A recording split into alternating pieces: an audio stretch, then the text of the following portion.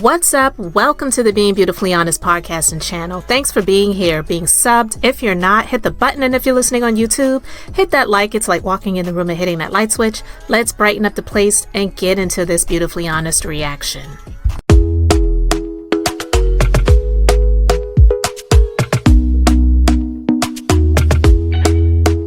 Talk to me nice, talk to me honestly. Look in my eyes, don't let it fall on me. Say you're a good guy, make me believe it. Don't wanna hear it, I wanna see it. See how rewind, when we rewind, feels so nice. Hey guys, so gonna play a little bit of something that Tasha K had to say in response to the news that Megan Thee Stallion can continue to pursue her defamation lawsuit against a very vocal Tory Lanez supporter after a Florida judge ruled the Grammy-winning rapper made a compelling case that blogger Milagro Gramz, known as Mob Radio, acted with a reckless disregard for the truth when posting about the celebrity. But before I play that, I didn't talk about this lawsuit at all. And honestly, when I heard that a lawsuit was filed against this vlogger with regards to the facts that were laid out, and then learning that a motion for dismissal was filed, I did not feel that it was going to be dismissed just simply because of the facts that had already been laid out. And I was just like, oh my God, like, seriously, I was just thinking it after everything that Tasha K went through years ago and is still working to resolve currently, to really go in heavy like this vlogger did with regards to their opinions, not facts, but opinions about this situation, especially when the person that Megan Thee Stallion was really against is currently in prison right now. I just didn't feel that it was worth it. But unfortunately, some people have to, I guess, learn their lessons the hard way. And Tasha K, she shared some thoughts about the situation just to kind of say, look, I'm not the exact same thing because the facts are not the same in this situation. Every, case is different. But just basically saying, look, ego will really get you nowhere when it comes to stuff like this. Maybe you should try to just humble yourself a little bit and try to work to resolve something, because clearly Megan Thee Stallion does not need the money. And two, this blogger who is the defendant in this situation is no match financially for Megan Thee Stallion and her legal team. Seriously. So it's like, maybe at this point in time, you should try to work something out to humble yourself, get rid of the ego, and see what you can do moving forward. Because when it comes to these attorneys, they're never going to lose. They may be in a situation where they represent someone and it goes all the way to a judgment, and that attorney that represents either the plaintiff or the defendant is on the losing side. But I say this from the perspective of someone who was in the legal field for years. I've said this over and over again. I was a legal assistant for 12 years ago. The lawyers, they always win. Because one, they're only going to represent someone if they feel that it's going to be beneficial for them. One, either in terms of money, or two, in terms of notoriety and recognition.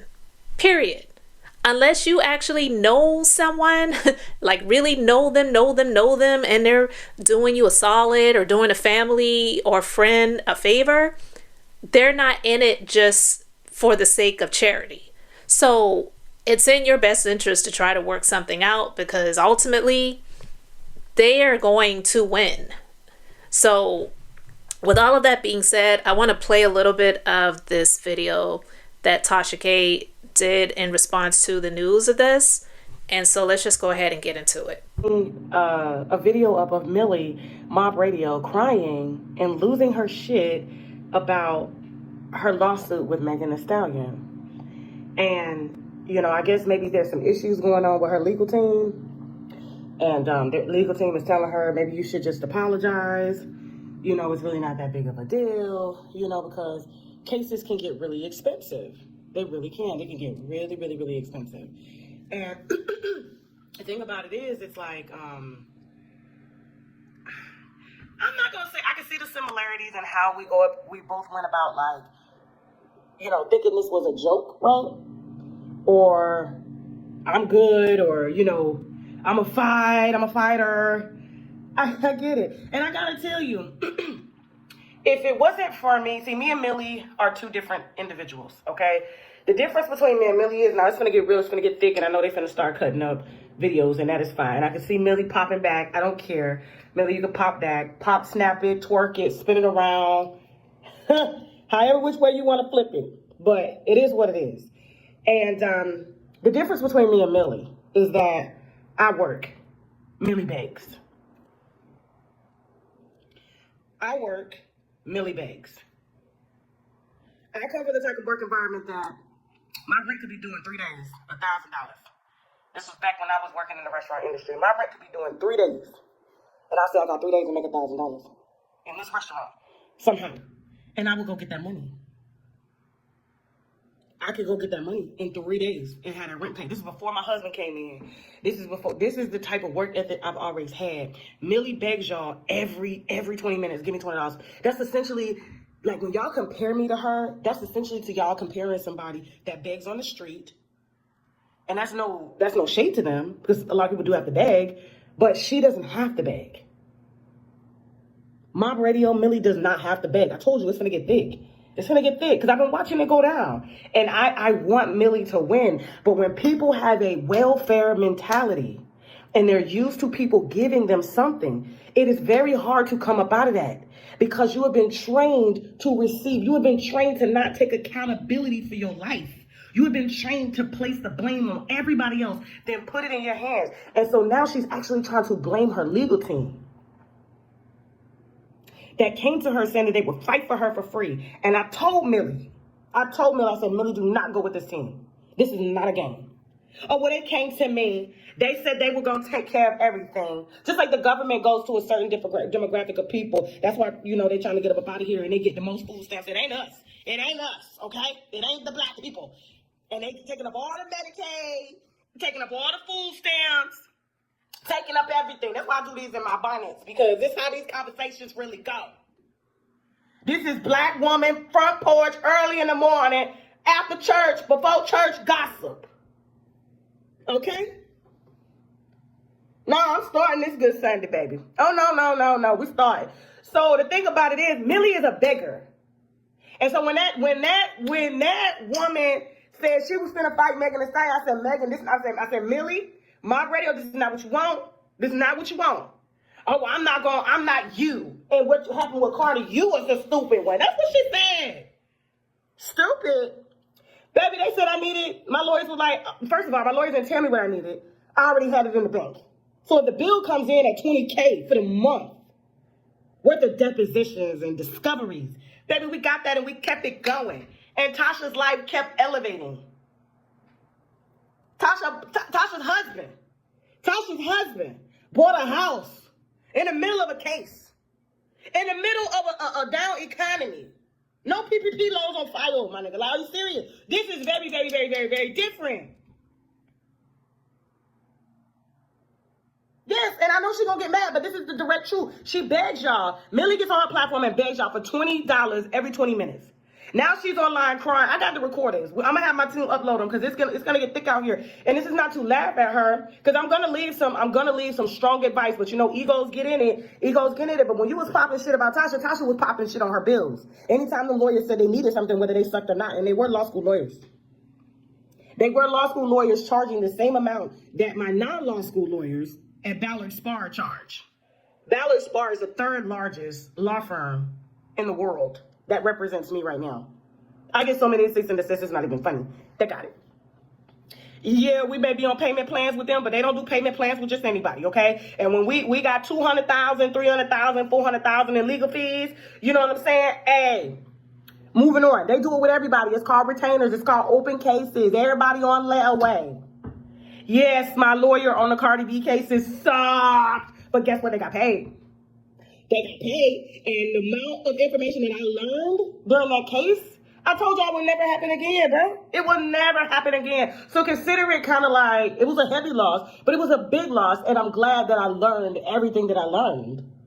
So I'm here as kind of like that big sister to Millie. I know you don't want to listen to somebody, but I would rather listen to somebody that's lost it all, regained it all, lost it all again, regained it all. And how did you get through it? Not once. She ain't got to reach out to me. But I told her, I said, they're not worried about whether or not what you said was the truth. They're not worried about whether or not you really received money from Tory Lanez to swing public opinion his way. Your platform is not even big enough to swing public opinion, okay? They're not worried about that. What they're worried about is that you're hurting her feelings because she watches your content, okay? You're hurting her feelings and she's going through a lot. And people need to transmute that energy. She can't put that energy on her fans. Tory no longer gives her a two-way. So in order to maintain balance in herself, when we're talking about Megan Thee Stallion, there has to be a way where she can dump negative energy off to the side without it affecting her bottom line. And Millie, you are it. That's what I was. You're talking about a person that has everything, right? But if they don't transmute that negative energy, guess what? It's going to affect how they do work.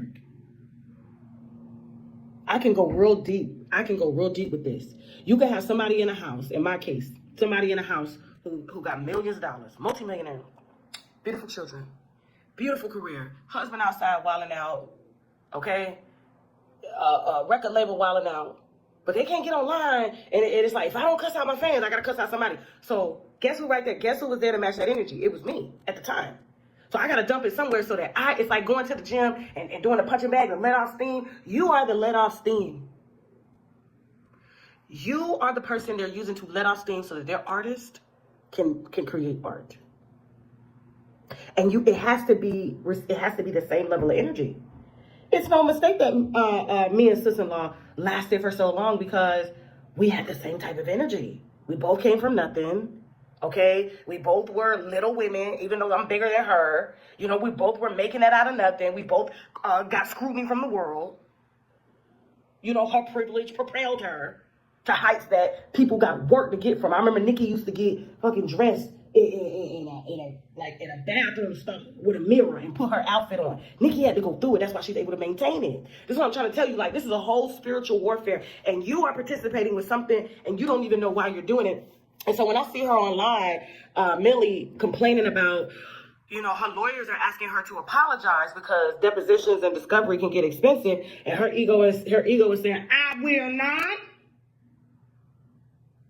And I'm like, that was me. That was me. You gotta understand who you up against. This is the music industry. That was me. If their artist needs a punching bag, they're gonna find one. Whether it's the wife, it could be a male figure, whether it's the wife, Diddy had his punching bags. They're going to take that negative energy out on somebody, and it has to match their level of petty. And they gotta win. They gotta win.